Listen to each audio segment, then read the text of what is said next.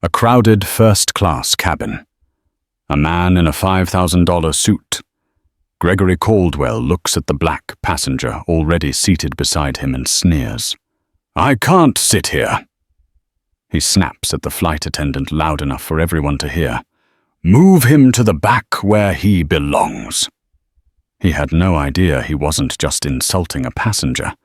He was insulting the man who had just bought the entire airline, and the man who in 24 hours would decide the fate of his $200 million career.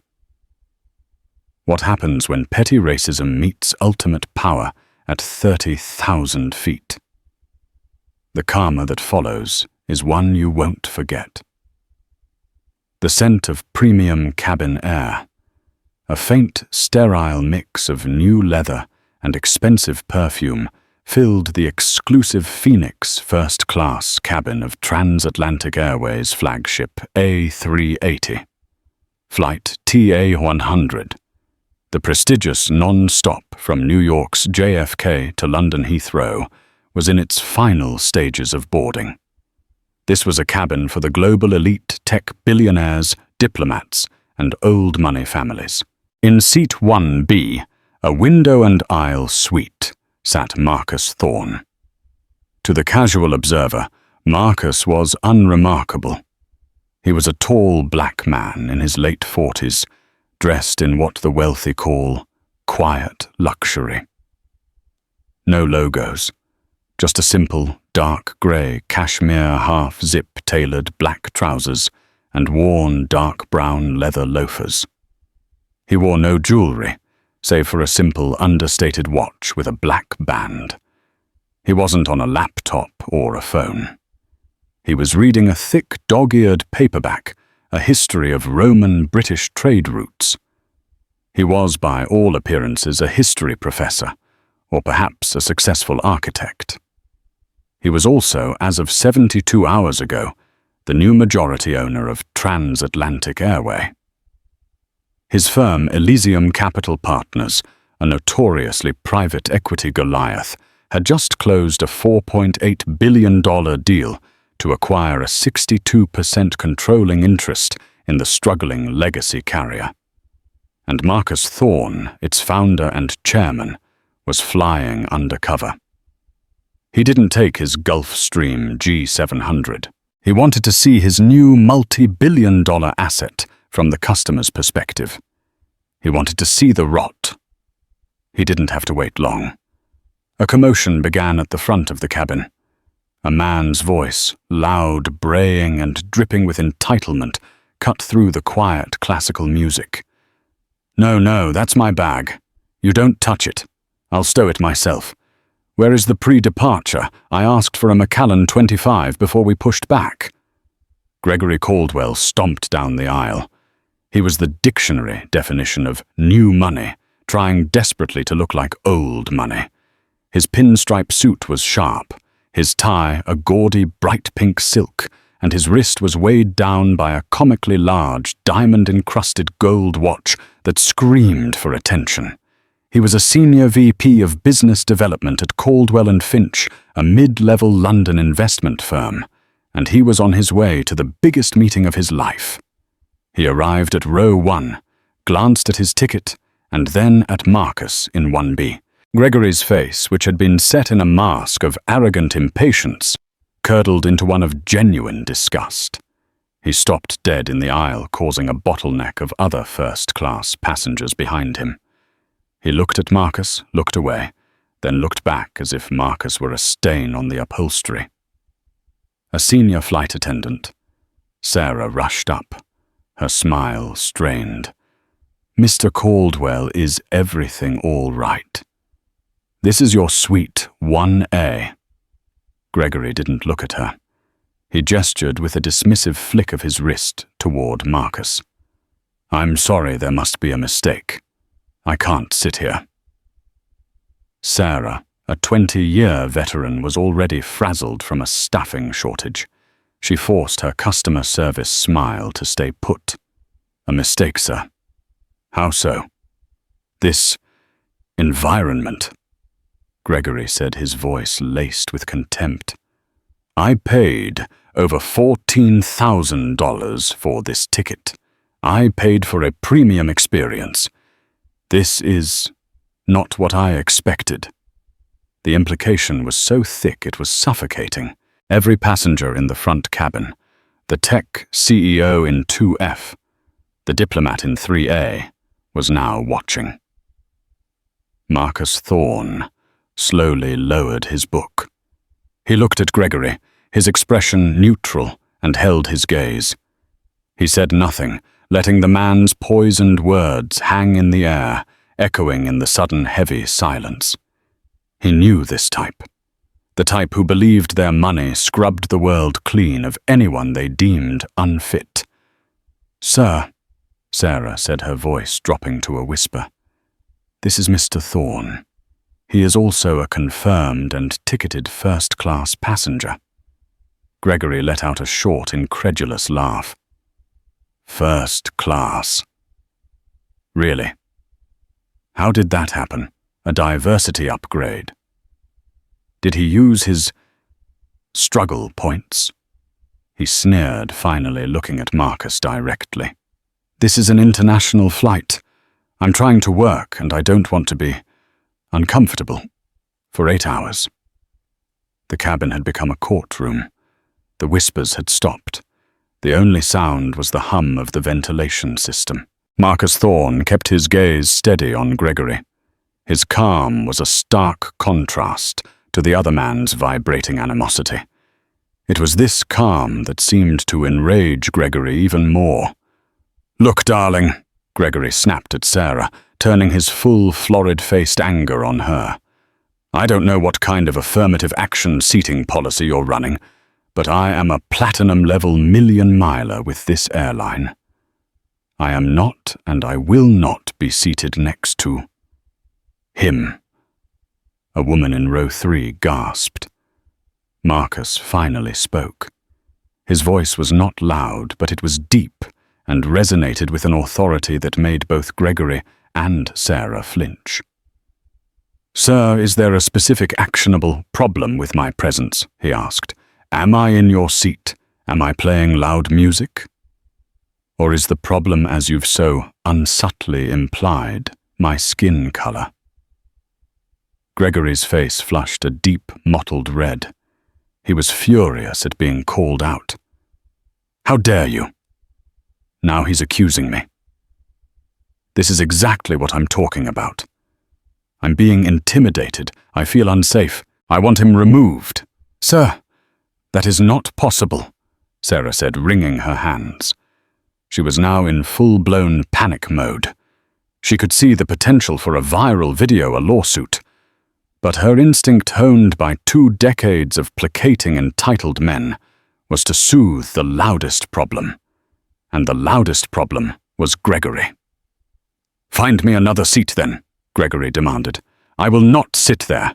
Move me to another suite. I don't care." Sarah's fingers flew across her airline-issued tablet. Her face fell. "Mr. Caldwell, I am so sorry. The cabin is 100% full. There are no other first-class suites available. Your assigned seat is 1A. We are already 10 minutes behind our scheduled pushback." "This is unacceptable," Gregory shouted. He threw his briefcase onto the floor. "You will fix this. Get your purser. Get the captain. I will have all of your jobs for this. I am on my way to a $200 million deal in London. Do you have any idea who I am?" At that moment, a junior flight attendant, Chloe Jenkins, stepped forward. She was young, in her early 20s, and looked horrified. "Sir," she said to Gregory, her voice trembling but firm. "Your language is completely inappropriate. This is a full cabin, and Mr. Thorne is a paying passenger just like you. You are creating a disturbance." Sarah shot Chloe a look that could kill. "Chloe, go back to the galley. Now!" Chloe's face fell, but she held her ground for a second, looking at Marcus with a silent, pained apology before backing away. Marcus noted it. Chloe Jenkins. Good instincts. Not afraid of the problem. He then looked at Sarah. Sarah. No last name needed. Complicit. Values the aggressor over the customer. A deep rot. Gregory, emboldened by Sarah's dismissal of her colleague, smirked. He saw his victory. See, she gets it. Now fix it. And then Sarah did the unforgivable. She turned her strained, pleading smile, not to Gregory but to Marcus. Sir, Mr. Thorne, I see you're very calm. She began, her voice a sickly, sweet coo. Mr. Caldwell is clearly agitated. Just to de-escalate the situation, would you be willing to perhaps take another seat? We have a very comfortable seat in our premium business cabin. We would, of course, refund the difference and offer you a $500 travel voucher for your flexibility. She was asking him to move. She was validating Gregory's racism. The cabin went tomb silent. Marcus Thorne looked at her, and for the first time his neutral expression evaporated. It was replaced by a look of such profound, cold disappointment that Sarah physically recoiled. Let me be perfectly clear, Sarah, he said, his voice sharp as ice. You are asking me, the passenger who has been verbally assaulted and racially profiled, to move from the $14,000 seat I paid for, to appease the man assaulting me.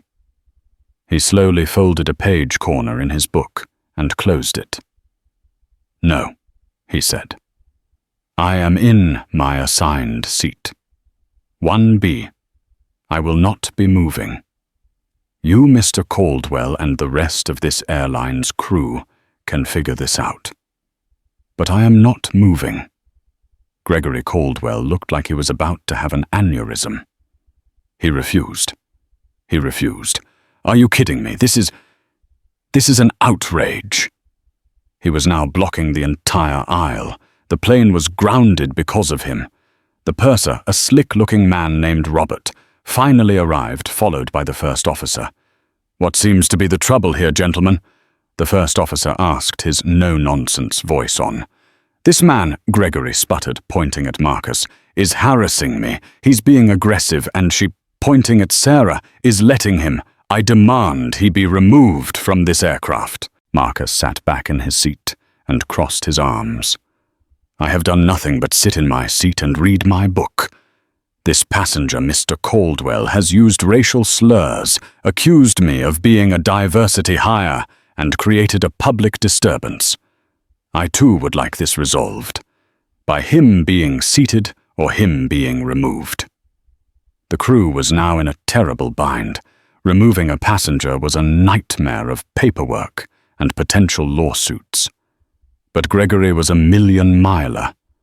Marcus was an unknown quantity. Robert the purser made the same calculation as Sarah. He turned to Gregory with an oily, apologetic smile. Mr. Caldwell, we value your loyalty immensely. I am so terribly sorry for this misunderstanding. It's clear there's tension. He then looked at Marcus, his face hardening. Sir, if you are unwilling to accept a voluntary downgrade, we may have to ask you to deplane. We have a right to refuse service to any passenger who is contributing to a conflict. Contributing?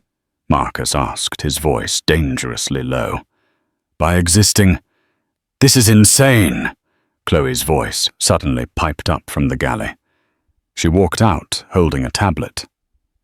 Robert, I just checked. Mr. Caldwell was a red flag passenger on his last flight from Chicago. He was abusive to the crew and demanded a full refund because the caviar was substandard. He's a serial complainer. Chloe, you are fired.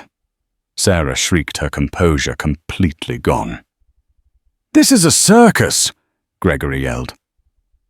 Just then an older woman with sharp blue eyes and a spray of white hair, who had been watching from 2F, spoke up. She was dressed in a simple, elegant Chanel suit. "Let's call her Mrs. Devington." "Oh, for God's sake, shut up, all of you," she said, her voice cutting through the chaos. "You," she said, pointing at Gregory, "are a revolting little racist, and you're making us all late. And you," she said to Sarah and Robert, "are cowards. You're trying to punish the victim. It's pathetic." She unbuckled her seatbelt. "I'll swap with you, you odious little man," she said to Gregory. "Move me to 1A. And you," she said to Marcus, "I am terribly sorry you have to breathe the same recycled air as that creature." Gregory, seeing he had lost the entire cabin and was now being painted as the villain which he was, had no choice. He had been outmaneuvered by an 80-year-old woman. "Fine," he spat. "Fine, I'll move, but I will not sit next to her. She's just as bad. I'll take her seat. 2F. Move me there. Now." With a final venomous glare at Marcus, Gregory grabbed his bag and stormed off to 2F. Robert and Sarah fawned over him, apologizing profusely, offering him free, champagne-free Wi-Fi, anything to shut him up. The plane finally finished boarding. As they taxied to the runway, Chloe Jenkins quietly walked up to Marcus's suite. She was pale but composed. "Mr. Thorne," she whispered, "can I get you anything? A pre-departure drink? A bottle of water? I'll have a sparkling water with lime." "Thank you, Chloe," Marcus said, giving her a small, genuine smile. She brought it back immediately. "And Mr. Thorne, for what it's worth, I am truly deeply sorry for what happened. That is not what this airline is supposed to be." "Thank you, Chloe," Marcus replied. "I appreciate your kindness and your courage." He made a mental note. Chloe Jenkins. Promote. Immediately. The 8-hour flight was a study in contrasts. Sarah and Robert treated Gregory in 2F like a visiting king, constantly topping off his drink, bringing him extra snacks and laughing at his boorish jokes. They, in turn, treated Marcus in 1B like a pariah. They forgot his meal pre-order. They cleared his plate slowly. They avoided his call button. It was a petty, passive-aggressive shunning, all to show solidarity with the valued customer in 2F. Marcus didn't care. He ate his incorrect meal, drank his water, and worked. He wasn't reading his book anymore. He was on a small, unbranded black tablet, the kind governments use. And he was writing. He was writing a new corporate policy. As the plane began its final descent into Heathrow, the fasten seatbelt sign chimed. Captain Matthews' voice came over the intercom, announcing their imminent arrival. Marcus pressed his call button. After a full 3 minutes, Sarah appeared, her expression one of extreme annoyance. "Yes. I need to speak to Captain Matthews, in person, when we are on the ground before you open the main door," Marcus said. Sarah scoffed. "That is absolutely impossible. The captain is under strict sterile cockpit rules and then must oversee the docking procedure. He doesn't take passenger complaints." "It is not a complaint, and it is not a request," Marcus said, his eyes locking onto hers. "It is a notification. You will go to the cockpit, and you will tell Captain Matthews that Mr. Thorne in 1B needs to see him. It is a matter of urgent operational security." Something in his tone, the complete lack of negotiation, the phrase operational security, finally broke through her prejudice. She saw for the first time not a black man who'd gotten a lucky upgrade, but a man who was used to giving orders and having them obeyed. She stammered, I'll see what I can do." The moment the wheels touched the tarmac and the plane began its long taxi to Terminal 5, Sarah disappeared into the cockpit. When the plane finally docked at the gate and the engine spooled down, the unbuckle sign had not yet been lit. Gregory was already in the aisle, retrieving his bag, tapping his foot. "Come on, come on. Open the door." But the door stayed closed. Instead, the cockpit door opened and Captain Matthews emerged. He looked tired, annoyed, and was holding his hat. He was followed by a pale, trembling Sarah. "Mr. Thorne," the captain said, walking into the first-class cabin. Marcus stood up. "Captain Matthews, thank you for your time. Sarah said you had an urgent security matter," the captain said, clearly wanting this to be over. Marcus reached into his simple leather bag and pulled out a slim black metal wallet. He flipped it open and handed the captain a single heavy-stock business card. The card was impossibly simple. It was black. In the center, in small silver sans-serif font, it read, "Marcus Thorne, Chairman and CEO, Elysium Capital. Partners." Captain Matthews read the card. He blinked. He read it again. His face, tan and weathered, went a ghostly white. He looked up at Marcus, his eyes wide with a dawning, sickening horror. Elysium Capital," he stammered. The acquisition. That closed on Tuesday. That's you." "That's me," Marcus said quietly. "Welcome to my airline, Captain. I am your new boss, and this has been without a doubt the most disgraceful customer experience of my entire life." Sarah, who was standing behind the captain, let out a small, strangled sound. Her knees buckled, and she had to grab the bulkhead for support. She was staring at the man she had tried to banish to business class, realizing she had just been racially profiling the new owner of the entire company. Gregory Caldwell, still standing in the aisle, had been watching this. "What's going on? Who is this guy? Open the damn door." "Captain." Matthews turned his face a mask of cold fury and looked at Gregory. "Sir, put your bag down and return to your seat immediately." "I don't work for you," Gregory snapped. "No," Marcus said, stepping into the aisle. "But you will, in a way." He looked at the captain. "Captain, I have a car waiting on the tarmac. Please have your crew open the door, and have your purser, Robert and Ms. Sarah, meet me in the London Arrivals Lounge in 15 minutes. They are both on immediate paid suspension, pending a full HR review, which I will be conducting." Sarah began to openly sob. "As for you, Mr. Caldwell," Marcus said, turning to him, "I'm so glad you were on this flight. It was serendipitous. You see, I'm in London for a few meetings myself. The first one is tomorrow at 9 a.m. with a firm called... Let me check my notes. Yes. Caldwell and Finch. They're pitching my firm, Elysium Capital, for a $200 million investment. I believe you are listed as the lead on that pitch." Gregory's jaw didn't just drop. It unhinged. The blood drained from his face so fast, he looked like a corpse. He stumbled back, falling into the seat he had stolen from Mrs. Devington. I... He stammered, his eyes bugging out.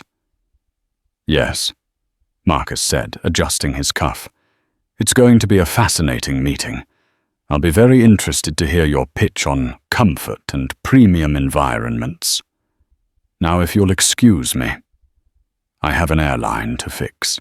He nodded to the captain, picked up his leather bag and his paperback book, and walked to the now open door, leaving a cabin filled with the deafening sound of absolute catastrophic silence. Gregory Caldwell did not sleep. He stumbled out of Heathrow in a daze, his $14,000 flight feeling like a death row transport. He got to his hotel, the Savoy, and spent the entire night alternating between blind panic vomiting in the marble bathroom and desperately trying to call his boss, Robert Finch, in the middle of the London night. When Finch finally picked up at 5 a.m., his voice gravelly with sleep, Gregory could barely speak. Robert, we have a problem. A massive problem. Gregory. What the hell? It's 5 in the morning. The meeting isn't for 4 hours. Are you drunk? No, listen to me, Gregory shrieked, pacing his suite. The meeting, with Elysium Capital, with Marcus Thorne. Robert, he was on my flight. So, Finch said, clearly annoyed. Good, you should have schmoozed him. Primed the pump. I didn't schmooze him, Robert, Gregory whispered, his voice cracking. I think I had him. No. I demanded he be moved. From his seat. You what? Finch was suddenly wide awake. He was, you know, he was a black man. In first class, and I thought he was just some guy. I told the flight attendant I didn't want to sit next to him. I told her to move him to the back. There was a long, dead silence on the other end of the phone. When Robert Finch's voice returned, it was no longer human. It was a low, terrifying growl. Gregory, Finch said, what exactly did you say? Gregory recounted the entire event, his voice getting smaller and smaller. The sneer, the diversity upgrade, the where he belongs. I didn't know it was him, Gregory finally wailed. He was just sitting there reading a book. He looked like nobody. Finch hung up the phone. Gregory sat on the edge of his bed, his $5,000 suit puddled on the floor, and watched the sun rise over the Thames. He was a dead man walking. Meanwhile, across town, Marcus Thorne was also in a meeting. It was 6 a.m., and he was in the Transatlantic Airway Operations Center at Heathrow, surrounded by the airline's executive team, who had all been dragged from their beds. Sarah and Robert have been terminated effective immediately, Marcus said, sipping a black coffee. Their severance is voided due to gross misconduct and violation of the Civil Rights Act, which our airline is bound by. The captain is on review pending his explanation for why he didn't intervene sooner. He then looked at the terrified VP of in-flight services. And Chloe Jenkins, find her. I want her in my office. She's the new head of in-flight customer experience training for the entire North Atlantic corridor. I don't care how old she is. She's the only one who did her job. He stood up. Now all of you get to work. I'm going to my other job. The lobby of Elysium Capital's London headquarters was not designed to be comfortable. It was designed to intimidate. It was a 3-story atrium of white Thassos marble and black powder-coated steel, so vast and silent that the click of a single heel echoed like a gunshot. The only furniture was a single 10-foot-long bench of unadorned granite that looked more like a tomb than a seat. Behind a matching marble desk sat a single receptionist who had looked at them not with a smile, but with the neutral disinterest of a security camera. It was 8:55 a.m. The meeting was for 9 Huzura a.m. Gregory Caldwell and Robert Finch, along with 2 pale junior analysts who had been dragged along as pack mules, stood in the center of the echoing void. Finch was vibrating with a rage so potent it was almost visible. Gregory, by contrast, was a ghost. He hadn't slept in the 36 hours since he'd fled the plane. His $5,000 pinstripe suit was a road map of wrinkles clinging to a frame that seemed to have shrunk. His face was a sickly greenish white, beaded with a cold sweat that no amount of dabbing with a silk pocket square could fix. "Pull yourself together, man." Finch hissed, his voice a low, venomous rasp. "You look like you're about to be executed. Fix your tie, and for God's sake, breathe." "Robert, Gregory began, his voice a dry croak. "Shut up," Finch snapped. "Just shut your mouth. When we go in there, you do not speak. You do not look at him. You do not breathe. You stare at the table. I will do the talking. I am going to offer you up as a sacrifice. I am going to four you in front of him. And if we are very, very lucky, he will accept the offering and we can salvage the deal. Your career is over, Gregory. The only question left is whether you're going to take the entire firm down with you." Gregory's stomach twisted. He could smell his own fear. 900 a.m. came and went. The great marble hall remained silent. 9:05 a.m. Finch began to pace the clicks of his bespoke leather shoes, echoing angrily. "He's making us wait. The bastard is making us wait." 9:10 a.m. Gregory felt a hot, prickling sensation at the back of his neck. He was going to be sick right here on the flawless marble. At 9:11 a.m., the receptionist's computer chimed a soft, almost imperceptible ding. She looked up. "Mr. Thorne will see you now." A severe-looking woman with a black tablet appeared from an unseen hallway. "Mr. Finch, this way." She didn't smile. She didn't introduce herself. She simply turned and began to walk. The four men scrambled to follow her, a small, pathetic procession of the damned.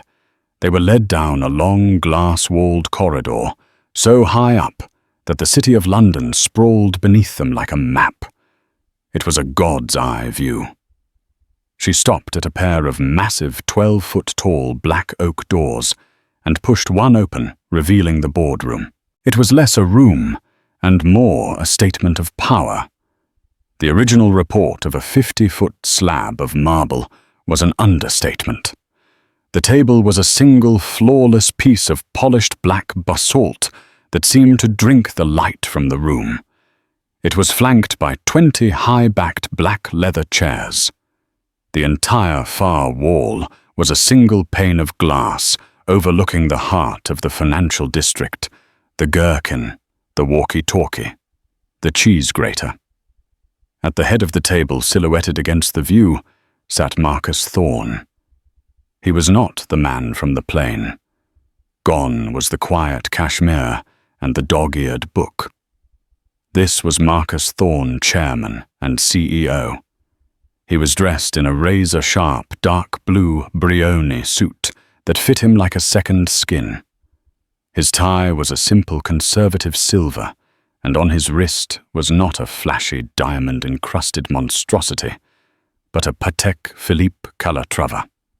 Its quiet, understated elegance screamed a level of wealth so profound it had no need to shout. He was flanked by two other people, a sharp blonde woman in her 50s, his general counsel, and a man with cold, assessing eyes, his chief financial officer. Their laptops were open. They were the executioners.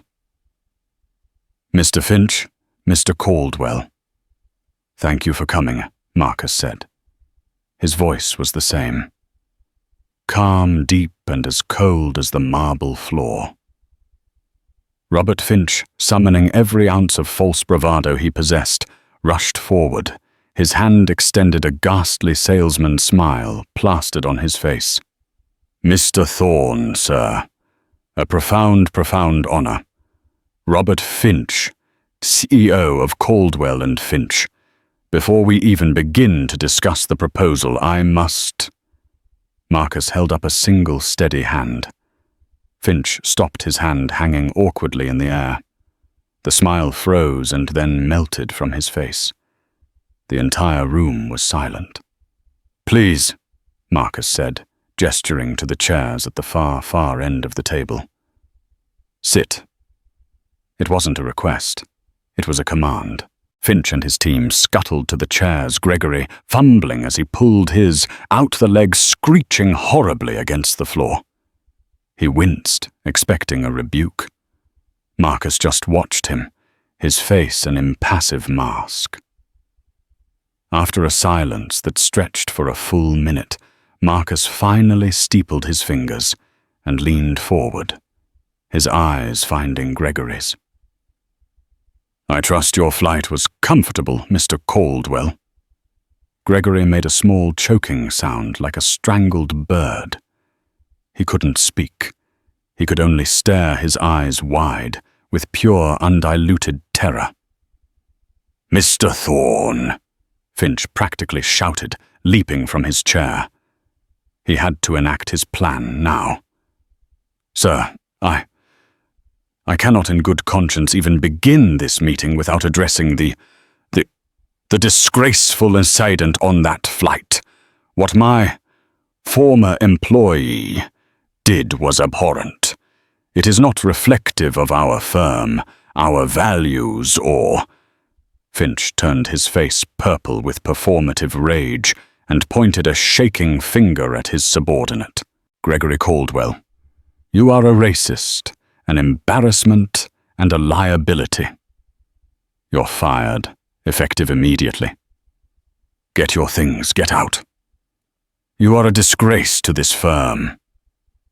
Gregory's head snapped up, a look of pathetic pleading confusion on his face. This was the plan. Yes, but the venom was real. Finch turned back to Marcus, breathing heavily. His hands spread in a gesture of supplication. "There, it's done, sir. He's gone. A bad apple excised. Now I hope you can accept my most profound apologies, and we can move on to the $200 million proposal. Our analysts are—" He was cut short by a sound from the head of the table. Marcus Thorne was laughing. It was not a laugh of humor. It was a dry, cold, terrible sound, devoid of all mirth. It was the sound of a judge passing sentence. "Sit down, Mr. Finch," Marcus said. Finch, stunned slowly, awkwardly sat back down. "You think this is about him?" Marcus asked, gesturing dismissively at the whimpering Gregory. "You think I called this meeting wasted at the time of my general counsel and my CFO just to watch you fire this pathetic little man? You think this is transactional, that I'm some medieval king you can appease by beheading a bad apple?" He leaned forward, and the full, crushing weight of his power filled the room. "This meeting was never about your proposal. This meeting is an education. Your proposal is irrelevant. Your firm is pitching my firm to manage a $200 million portfolio. A portfolio that requires judgment. It requires discernment. It requires the ability to see value where others do not, and more importantly, to see risk where others are blind." He steepled his fingers again, his eyes locking on Finch. "And you, sir, sent him," he pointed at Gregory, "as your firm's ambassador. So let's analyze the judgment of your senior vice president. Shall we? He boarded an airplane. He saw a black man in a $14,000 seat. His first assumption, based on zero data other than his own bigotry, was that the man did not belong. He didn't think perhaps this is a fellow executive. He didn't think perhaps this is a client. He didn't think perhaps this is a man who could buy and sell me 1,000 times over. He thought, what were the words diversity upgrade? Struggle points. He saw a problem to be removed, not an opportunity to be explored. His judgment, Marcus said. Letting the word hang in the air is fundamentally catastrophically flawed. He is incapable of seeing value. He is blinded by the most primitive, idiotic prejudices. He is a man who judges a multi-billion-dollar asset by its cover. What, pray tell, does that say about his ability to judge a stock, a company, an investment? He's a risk, Marcus said, his voice dropping to a cold whisper. He is a walking, talking, reputational and financial liability. Marcus then shifted his gaze to Robert Finch, and Finch felt his blood turn to ice. "And you," Marcus continued, "hired him. You promoted him. You gave him the title of Senior Vice President. You fostered this rot in your garden, this sense of entitlement, this belief that your status gives you the right to abuse people. It grew under your leadership, which means one of two things, Mr. Finch. Either you share his views and his appalling lack of judgment, or you are so profoundly incompetent that you had no idea this cancer was walking your halls representing your brand." He paused, letting the question land. "So which is it, Robert? Are you malicious or are you stupid?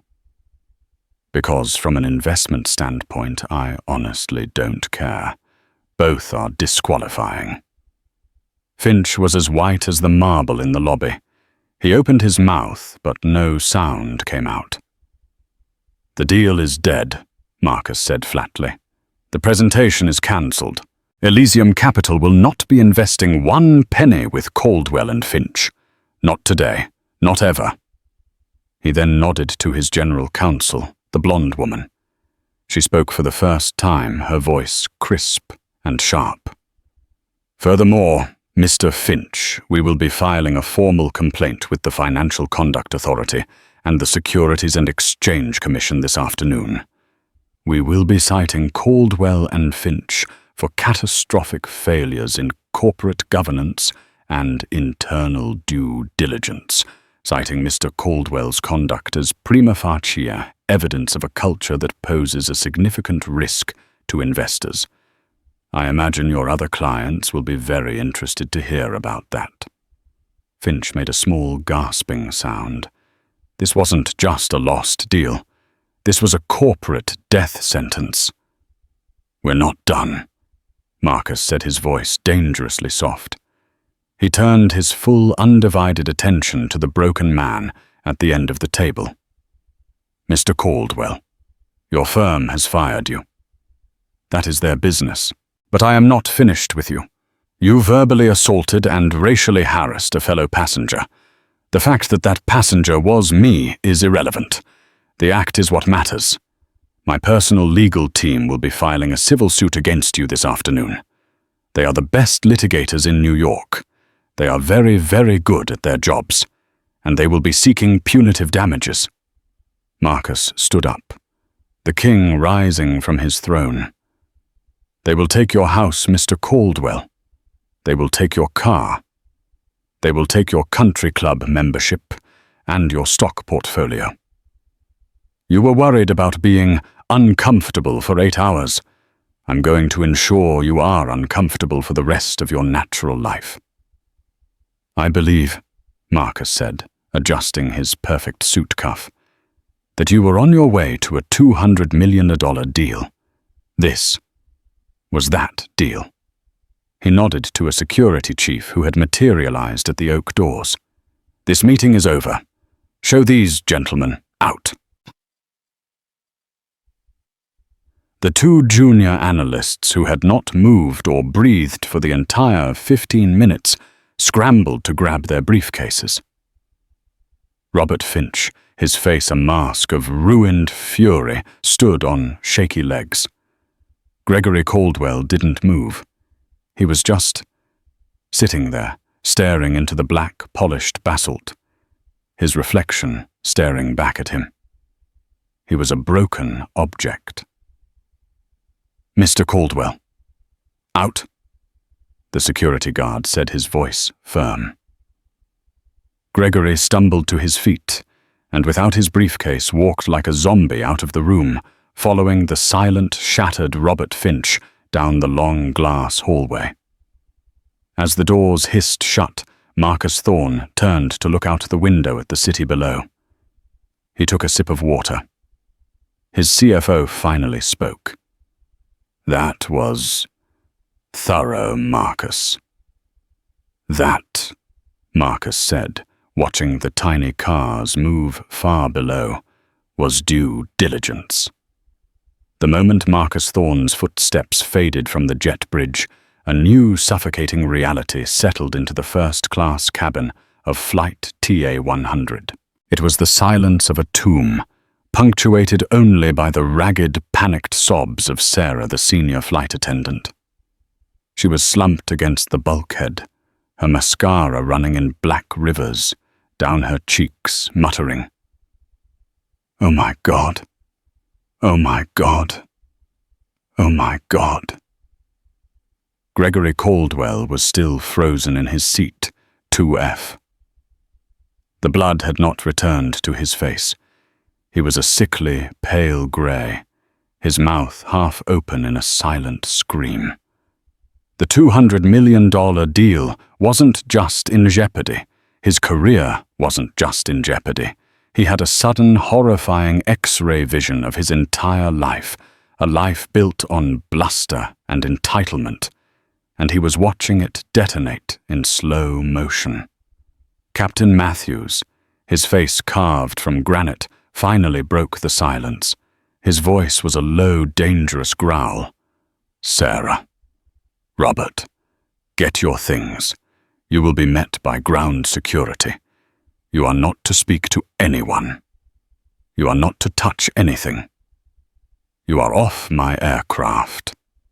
He then fixed his furious gaze on Gregory. "As for you, sir," he spat the word "sir" like it was poison, "the door is open. Get off this plane, now." Gregory stumbled to his feet, his legs like jelly. He grabbed his briefcase, but his hands were shaking so violently he dropped it. The contents, a meticulously organized pitch deck, a Mont Blanc pen, a set of keys scattered across the aisle. He fell to his knees, scrambling to pick them up, the other first-class passengers watching him with undisguised contempt. Mrs. Devington, the older woman from 2F, simply watched him, her expression one of profound, cold satisfaction. "Leave it," the captain barked. "Just go." Gregory abandoned his pen and papers and fled down the jet bridge, a man running from a fire that was already burning inside his own skin. Gregory didn't go to his hotel. He couldn't. He went to the nearest airport bar in Terminal 5, a generic Crown and Chariot pub, and ordered a double Macallan, not the 25-year he had demanded on the plane, but the 12-year house brand. He drank it in one go and ordered another. He had to call Robert Finch. It was 6 a.m. in London. Finch would be on his morning treadmill preparing for the biggest pitch of his life.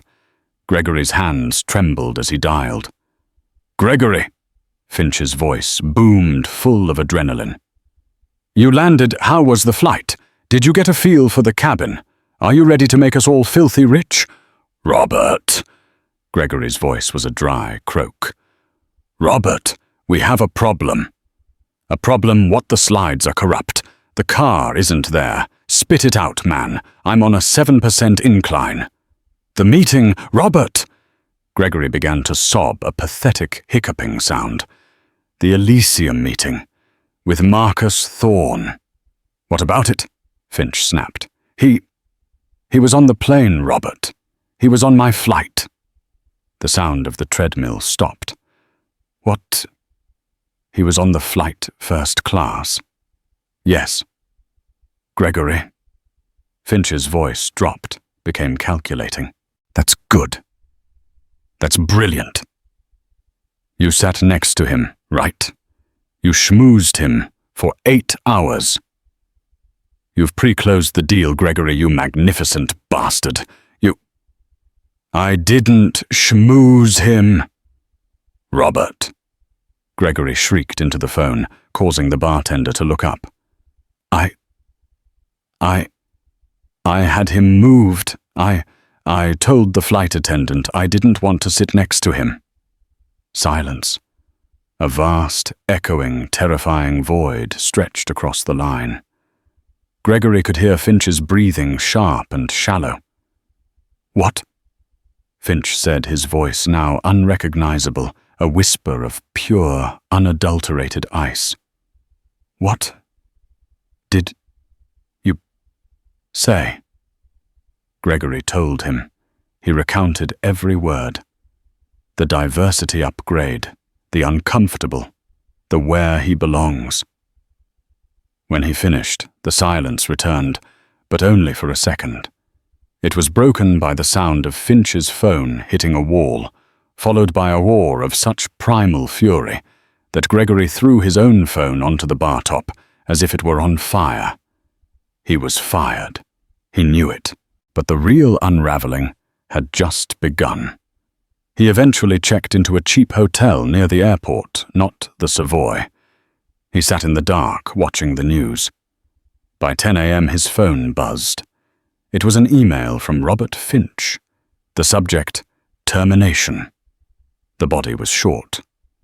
"Your employment with Caldwell and Finch is terminated effective immediately for gross misconduct and reputational endangerment. Security is packing your office. Your things will be couriered to your home. Never contact me or this firm again." His corporate card was declined when he tried to order room service. He flew home the next day in economy, in a middle seat by the toilets paid for with his personal debit card. When he arrived at his sprawling mock Tudor home in Connecticut, his wife Fiona, a woman whose entire identity was built on her husband's income, was waiting. "Gregory," she said. Her arms crossed her face, a mask of cold fury. "Robert Finch called me. He told me everything. Fiona, baby. It was a misunderstanding. I didn't know who he was. You didn't know he was rich. You mean," she yelled, "you humiliated yourself. You humiliated me. The Harringtons, the Vanderbilts, they're all on the Elysium Fund's advisory board. Do you know what this means? We're ruined. I'm ruined." She left him 3 days later. That same afternoon, a process server knocked on his door and handed him a thick envelope. It was the civil suit from Marcus Thorne. They weren't just suing for damages. They were suing for punitive damages, and Marcus's legal team, the most feared M&A litigators in New York, was handling the harassment claim pro bono. Gregory hired a cheap local lawyer who, after one look at the filing, told him to settle. "Mr. Caldwell," the lawyer said, "they don't want your money. They want to end you. They have sworn affidavits from 2 other passengers, the entire flight crew and the captain. Settle. Give them whatever they want." The settlement drained his savings, his 401k, and forced the sale of his house to cover the legal fees. But the karma wasn't finished. The Financial Conduct Authority in the UK and the SEC in the US, acting on the complaint filed by Elysium Capital, opened a joint investigation into Caldwell and Finch. And without the firm's lawyers to protect him, the investigation quickly zeroed in on Gregory's personal expense reports, the substandard caviar he had complained about, the $8,000 client dinner that was actually a ski trip. He was charged with wire fraud. He pleaded guilty to a lesser charge, receiving 2 years of probation and a permanent lifetime ban from the financial services industry. 1 year after flight TA-100, Gregory Caldwell was unrecognizable. He had lost his wife, his house, his career, and his money. He was living in a small, damp studio apartment in Bridgeport, Connecticut. He eventually found a job. The irony was so bitter, it choked him. He was a shift manager for a We Park It rental car franchise at Gatwick Airport, a budget terminal he had once mocked as being for peasants. His job for $16 an hour was to wear a mustard yellow vest, check for scratches on returning vehicles, and argue with customers over $10 refueling fees. One rainy Tuesday, a gleaming black Mercedes G-Wagon pulled up bypassing the normal return line. Gregory sighed, clipboard in hand, and marched out to tell the driver to move. The back window slid down. Gregory froze. His clipboard fell from his numb fingers, scattering papers into a puddle. It was Marcus Thorne. He was in the back seat reading a book to a small girl with bright, curious eyes, his daughter. He wasn't in a suit. He was in his simple, dark, cashmere half-zip. He looked up, his eyes meeting Gregory's. There was no anger in Marcus's gaze, no triumph, no hatred. There was just a quiet, neutral acknowledgement. He looked at Gregory, then at the mustard yellow vest, then at the grimy "We Park It" logo, and then back at Gregory's face. Marcus didn't say a word. He didn't have to. The look said everything. This is where you belong. Mr. Thorne, Gregory whispered, his voice cracking. I'm so sorry. Marcus just held his gaze for 1 second longer. Then he gave a single, almost imperceptible nod. Not of forgiveness, but of finality. He turned back to his daughter and resumed reading. The driver, a large man in a black suit, got out. I'm dropping this here. Mr. Thorne's plane is waiting. Yes, sir. Gregory stammered, fumbling to pick up his wet papers. As the G-Wagon pulled away, Gregory Caldwell was left standing alone in the rain, choking on the smell of jet fuel from the planes. He would never fly again. A ruined man destroyed by a single casual act of his own rotten character. For Robert Finch, the end was faster, but no less absolute. He had fired Gregory to save himself, but the rot was too deep. The Financial Times broke the story within 48 hours. Elite London firm loses £200 Pentantas Elysium deal after CEO's racist on-air meltdown. Finch, a man who lived on reputation, was suddenly toxic. He tried to spin it, claiming Caldwell was a lone wolf, a bad apple. But Marcus Thorne was surgical. He didn't just pull the $200 million deal. He made a single phone call to the head of the Blackstone Group, who was a close friend. I'm pulling my capital from Caldwell and Finch. I thought you should know why. Blackstone was out by noon. KKR followed by 2 p.m. Within 72 hours, Caldwell and Finch had suffered a catastrophic $1.2 billion capital flight. They were leveraged to the hilt, and the Elysium deal was the liquidity they had been counting on.